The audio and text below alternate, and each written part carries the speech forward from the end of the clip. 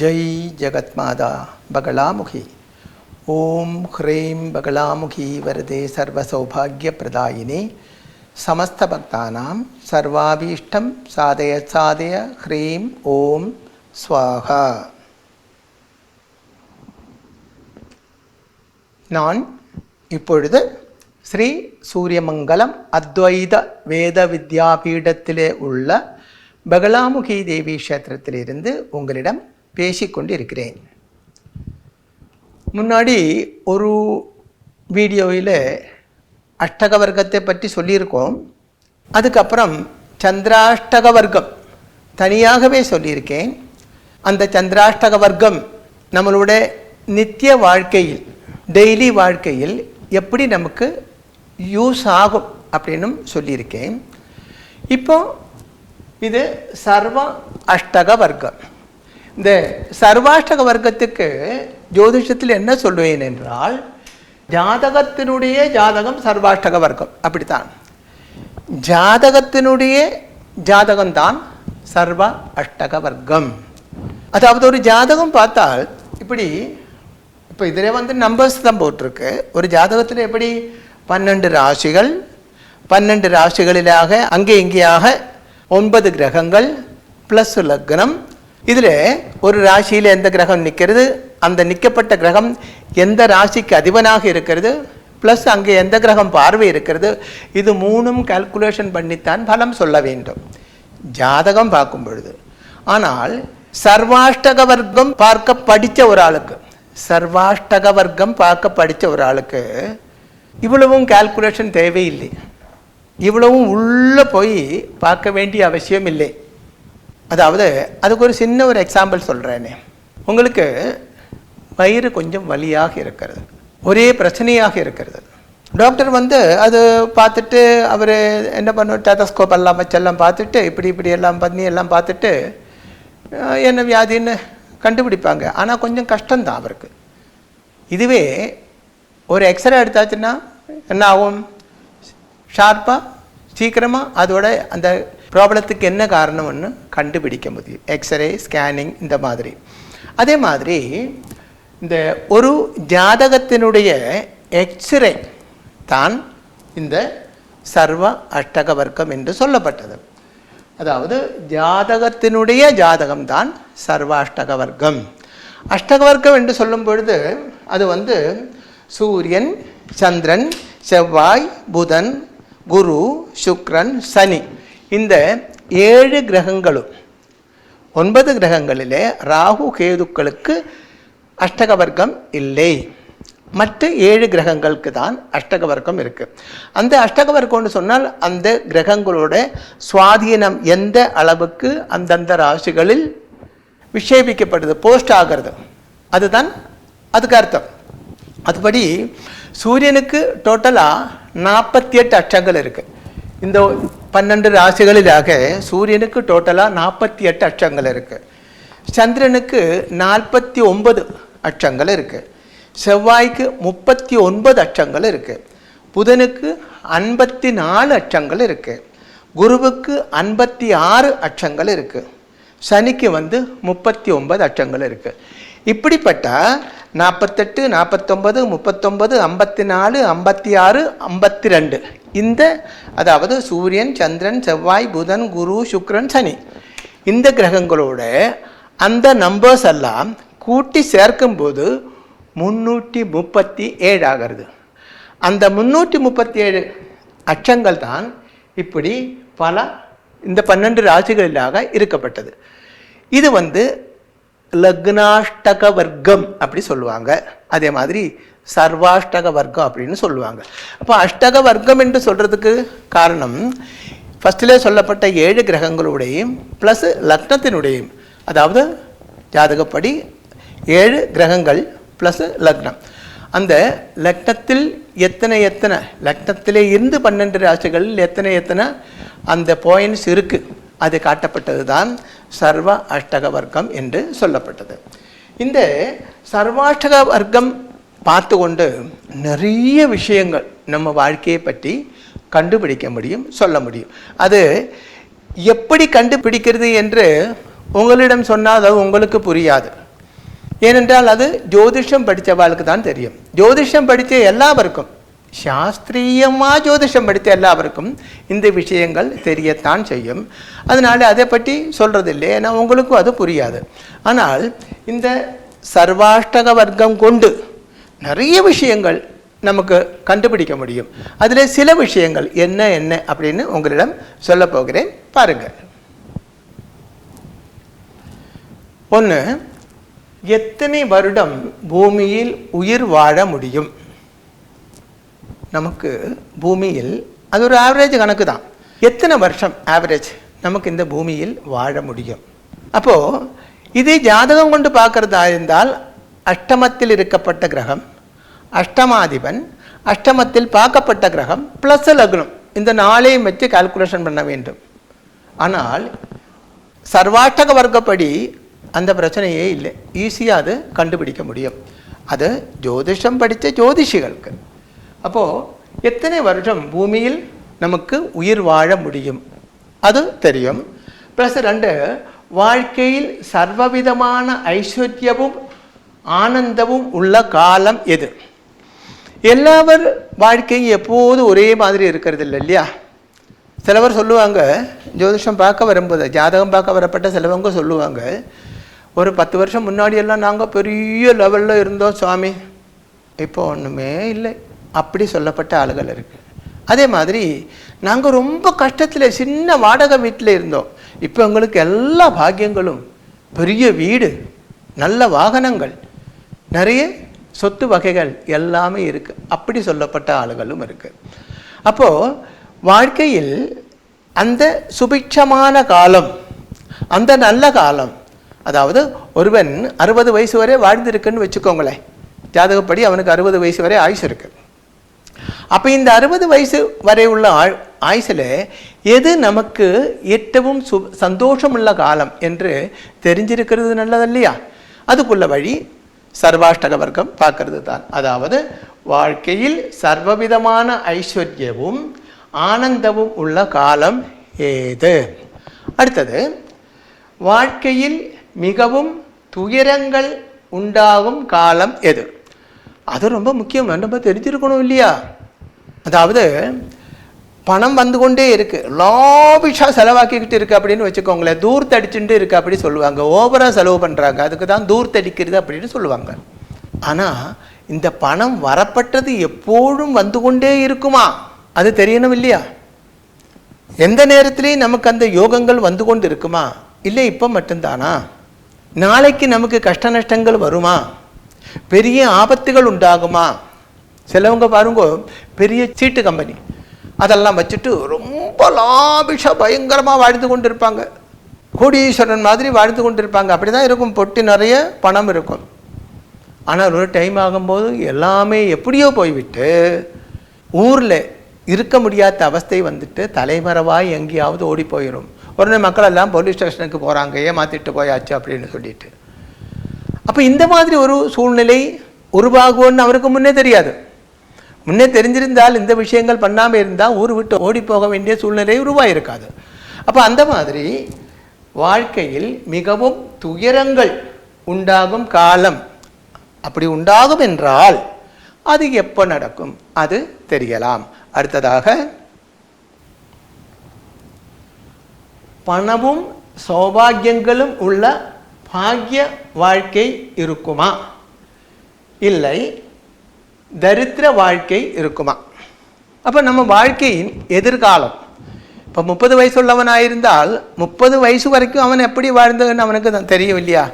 சௌபாகியத்துடன் வாழ்ந்தானா, தாரித்திரமாக இருந்தானா, கஷ்ட நஷ்டங்களாக இருந்தானா, ரோகங்கள் அதெல்லாம் அவனுக்கு தெரியும். ஆனால் எதிர்காலம் எப்படி இருக்கும் அது தெரியணும் இல்லையா? அப்போது அந்த எதிர்காலத்தில் பணமும் சௌபாகியமும் உள்ள வாழ்க்கை அமையுமா? பணமும் சௌபாகியமும் உள்ள ஒரு வாழ்க்கை தான் நமக்கு அமையுமா? இல்லை ஒரு குழந்தை பிறந்தாச்சு, இந்த குழந்தையோட வாழ்க்கை எப்படி இருக்கும்? பணமும் சௌபாகியங்களும் உள்ள வாழ்க்கையாக இருக்குமா, இல்லை தரித்திர யோகமாக இருக்குமா, தரித்திரமான வாழ்க்கையாக இருக்குமா, அப்படின்னா வறுமையுள்ள வாழ்க்கையாக இருக்குமா? அது சர்வாஷ்டக வர்க்கம் பார்த்தால் எப்போ அந்த டோட்டலாக அந்த லைஃப் எப்படி இருக்கும், இந்த பெரிய காலதோஷம் வறுமை எல்லாம் எப்படி வரும் அது தெரியும். அடுத்ததாக நமது உண்மையான சுபாவம் என்னது, அது ரொம்ப முக்கியமான ஒரு விஷயம்தான். இது நமது உண்மையான சுபாவம் எது? எல்லா மனுஷனும் என்ன நினைப்பாங்க, நான் ரொம்ப நல்லவன், எனக்கு நல்ல குணம் தான் அப்படி நினைப்பாங்க. சுபாவம் என்றால் குணம். ஆனால் நம்மளோட உண்மையான சுபாவம் அடுத்தவனுக்கு தான் தெரியும், நமக்கு தெரியாது. அப்படி தானே? ஒரு காலமும் நீ நல்லவனா கெட்டவனா என்று உனக்கு தெரியாது, அது அடுத்தவன் தான் அதுக்கு ஆன்சர் தரணும். நல்லா புரிஞ்சுக்கோங்க. இந்த பாருங்கோ, உலகமெல்லாம் நோக்கி காணப்பட்ட, உலகமெல்லாம் பார்த்து காணப்பட்ட, அப்படி நோக்கி காணப்பட்ட கண்ணு முகத்தில் தான் இருக்கு. உலகம் பூரா பார்க்கப்பட்ட கண்ணு முகத்தில் தான் இருக்கு. ஆனால் அந்த கண்ணை பார்க்க வேண்டுமானால், அந்த கண் இருக்கும் முகத்தை பார்க்க வேண்டுமானால் ஒரு கண்ணாடி வேண்டும் இல்லையா? இல்லாமல் பார்க்க முடியுமா? உலகமெல்லாம் பார்க்கப்பட்ட கண்ணை பார்க்க வேண்டுமானால், உலகமெல்லாம் பார்க்கப்பட்ட கண்ணு முகத்தில் இருக்கு, அந்த முகம் பார்க்க வேண்டுமானால், அந்த கண்ணை பார்க்க வேண்டுமானால் அடுத்தவனால தான் பார்க்க முடியும் இல்லையே, அதுக்கு ஒரு கண்ணாடி தேவை இருக்கு. அதே போல இங்கே நமது உண்மையான சுபாவம் எது, நம்ம கெட்டவனா நல்லவனா, நமக்கு அகங்காரம் இருக்கா, ஜெலசி இருக்கா, நம்ம சாத்விக குணம் உள்ளவனா, ராஜச குணம் உள்ளவனா, இல்லை தமோ குணம் உள்ளவனா, இதெல்லாம் அஷ்டக வர்க்கம் பார்த்தால் தெரியும். அதாவது உங்களுடைய சுபாவம் என்னன்னு உங்களுக்கே தெரியும். அதாவது மனசினோட கண்ணாடி எப்படி சொல்லலாம். சுபாவம் கல்ச்சர் அப்படின்னு சொல்லப்பட்டது உடம்பிலே இல்லையே, மனசிலே தான் இருக்கிறது. மனசோட அந்த பிரவர்த்தனம் தான், ஆக்டிவிட்டீஸ் தான் அவனோட கல்ச்சர் என்று சொல்லப்பட்டது. அப்போ அந்த கல்ச்சர், அந்த மனசு பார்க்கப்பட்ட கண்ணாடி தான் இந்த அஷ்டக வர்க்கம். அதுதான் நமது உண்மையான சுபாவம், அதாவது குணம் எது என்று கண்டுபிடிக்க முடியும். அடுத்ததாக வாழ்க்கையில் பெரிய ஆபத்துகள், மகா ரோகங்கள், ஆபரேஷன், வாகன விபத்துகள் இவை உண்டாகுமா? பார்த்தீங்களா? வாழ்க்கையில் பெரிய ஆபத்துகள், மகா ரோகங்கள், ஆபரேஷன், வாகன விபத்துகள் இவை உண்டாகுமா? உண்டாகும் என்றால் அது எப்போ? இது ரொம்ப முக்கியமான ஒரு விஷயம் இல்லையா? நம்மளோட வாழ்க்கையில் பெரிய வியாதி ஏதாவது உண்டாகுமா, சர்ஜரி ஏதாவது தேவை இருக்குமா, எனக்கு ஆக்சிடெண்ட் உண்டாகுமா, கைகால் ஏதாவது நஷ்டமாகுமா, வாழ்க்கையில் உடம்புக்கு ஏதாவது சேதங்கள் உண்டாகுமா, அதே மாதிரி பெரிய ரோகங்கள் இப்படியெல்லாம் வருமா? அப்படி வரும் என்றால் அது எப்போ? அது தெரிஞ்சிருந்தால் நம்ம எச்சரிக்கையாக இருக்கலாம் இல்லையா? இப்போ உனக்கு 16ஆமத்த வயசில் ஒரு பெரிய ஆக்சிடெண்ட் உண்டாகும், அப்படி அஷ்டக வர்க்கம் பார்க்கும்போது தெரியும்னு வச்சுக்கோ. ஒரு எக்ஸாம்பிள் சொல்கிறேன். உனக்கு 16ஆவது வயசில் ஒரு ஆபத்து உண்டாகும் அப்படின்னு அஷ்டக வர்க்கம் பார்க்கும்போது தெரியும். அப்போது அந்த 16ஆவது வயசு என்று சொல்லப்பட்ட அந்த காலகட்டத்தில் ரொம்ப கேர்ஃபுல்லாக இருந்தால் போதும் இல்லையா? மேக்சிமம் வாகனங்கள் ஓட்டாகாமல் இருக்கணும், ரோடிலே நடந்து போகாமல் இருக்கணும், இந்த மாதிரி நிறைய விஷயங்கள். அதே மாதிரி அந்த பிளானட்டரி பொசிஷன் தோஷமாக இருந்தால் அதுக்குள்ள பரிகாரமும் செய்ய வேண்டும். அப்போ இந்த மாதிரி விஷயங்கள் எல்லாம் நமக்கு அந்த சர்வாஷ்டக வர்க்கத்திலே இருந்து கண்டுபிடிக்க முடியும். அடுத்ததாக வாழ்க்கையில் பெரிய வழக்குகள், சிறைவாசம் இப்படி ஏதாவது உண்டாகுமா? அப்படி உண்டாகும் என்றால் அது எப்பொழுது? இப்போ பாருங்க, நமக்கு தெரியும் பெரிய பெரிய லெவலில் இருந்த பல ஆளுகளும், அசைக்க முடியாத பவராக இருந்த பல ஆளுகளும் ஜெயிலுக்கு போயிருக்காங்க. பெரிய லீகல் ப்ராப்ளம் ஜெயிலுக்கு போயிருக்காங்க. இப்போது நார்த்தில் ஒரு பெரிய மினிஸ்டர், அவர் ஊழலை பற்றி, ஊழலுக்கு எகன்ஸ்டாக பிரச்சாரம் பண்ணித்தான் ஒரு கட்சி ஆரம்பித்து பெரிய லெவலில் ஒரு சீஃப் மினிஸ்டர் ஆயாச்சு. ஆனால் இப்போ ஊழல் குற்றம் சுமத்தி, குற்றம் என்ன சொல்லலாம், குற்றம் அவர் மீது போட்டு அவர் இப்போ ஜெயிலில் இருக்கிறார். அப்போ அவர் முன்னே நல்ல ஒரு ஆச்சாரியனே தெரிஞ்சிருந்தால் இதெல்லாம் முன்னே கொஞ்சம் பார்க்கணும். அடுத்த 10 வருஷத்துக்குள்ள எனக்கு என்னென்ன நடக்கும், எந்த விஷயத்திலே நான் எச்சரிக்கையாக இருக்க வேண்டும், என்னென்ன விஷயங்கள் பண்ணலாம், என்னென்ன விஷயங்கள் பண்ணக்கூடாது, இதெல்லாம் தெரிஞ்சிருக்க வேண்டும். அது தெரிஞ்சு, அதாவது இந்த வாழ்க்கையில் பெரிய வழக்குகள், சிறைவாசம் இப்படி ஏதாவது உண்டாகுமா, அப்படி உண்டாகும் என்றால் அது எப்போ உண்டாகும், அது சர்வாஷ்டக வர்க்கம் பார்த்தால் தெரியும். அது அப்படி வரும் என்றால் அது வராமல் தடுக்கிறதுக்கு என்ன வழி, அதுக்கு வழி இருக்கா, இருந்தால் அதுக்கு என்ன வழி, அதை எச்சரிக்கையாகவே முன்னெச்சரிக்கையாகவே அதை செய்ய வேண்டும். அடுத்ததாக பூர்வீக சொத்துகள் வந்து சேருமா? பல பேரும் வந்து சொல்லுவாங்க, பூர்வீக சொத்து நிறைய வர வேண்டியது இருக்குது சுவாமி, 25 வருஷம் ஆச்சு ஒன்றும் வரலை. சிலவங்க வந்து சொல்லுவாங்க, சகோதரங்களே கேஸு போட்டிருக்காங்க, சித்தப்பா பெரியப்பா கேஸு போட்டிருக்காங்க, ஒன்றும் வந்து சேரவில்லை, இந்த ஜென்மத்தில் அது கிடைக்குமோன்னு சந்தேகமாக இருக்குது, இப்படியெல்லாம் சொல்லுவாங்க.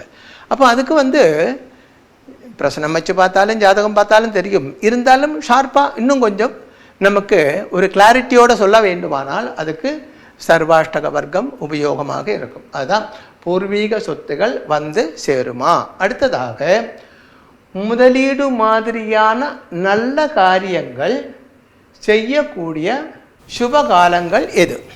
அப்போ ஏற்கனவே சந்திராஷ்டக வர்க்கத்தில் சொன்ன மாதிரி சர்வாஷ்டக வர்க்கத்தில் எந்த ராசிகளில் 25க்கு மேல் அட்சங்கள் இருக்கும், 30க்கு மேல் இருந்தால் ரொம்ப விசேஷம், 25க்கு மேல் இருந்தால் ஓகே, 30க்கு மேலாக இருந்தால் ரொம்ப ரொம்ப சூப்பர்.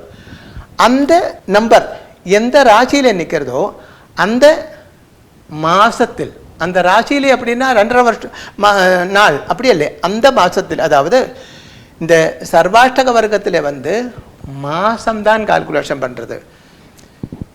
ஏற்கனவே சொன்னேன், சந்திராஷ்டக வர்க்கத்தில் வந்துட்டு அந்த 2.5 நாள், அதாவது ராசி பலன் 2.5 நாள் தான் கால்குலேஷன் பண்ண வேண்டும்.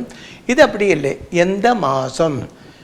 இப்போது மீன மாதம் அப்படின்னு சொன்னால், அதாவது மீன ராசியில தான் அதிக அச்சங்கள் இருக்கனால் மீன மாதத்திலே செய்ய வேண்டும். இது வந்து மீன மாதம்னு சொன்னால் சரி என்ன, பங்குனி மாதம், மீன மாதம்னா பங்குனி மாதம். அதே மாதிரி அடுத்தது மேஷ மாதம்னா சித்திரை மாதம். இப்போ மேஷத்தில் தான் அதிகமாக அந்த அச்சங்கள் இருக்குது அப்படின்னால் அப்போ தான் நம்ம இந்த முதலீடெல்லாம் பண்ண வேண்டும், சுப காரியங்கள் எல்லாம் செய்ய வேண்டும், அந்த காலம் வரை சந்தோஷமாக இருக்க வேண்டும் என்று நினைக்கப்பட்ட கல்யாணங்கள் நடத்த வேண்டும். இதெல்லாம் அந்த சுப காலம் தெரிய வேண்டுமானால், டோட்டலாக நமக்கு நல்ல காலம் எது என்று தெரிய வேண்டுமானால், அதாவது முதலீடு மாதிரியான நல்ல காரியங்கள் செய்யக்கூடிய சுப காலங்கள் எது என்று கேட்டால் அது வந்து அந்த சர்வாஷ்டக வர்க்கம் பார்த்தால் நமக்கு தெரியும்.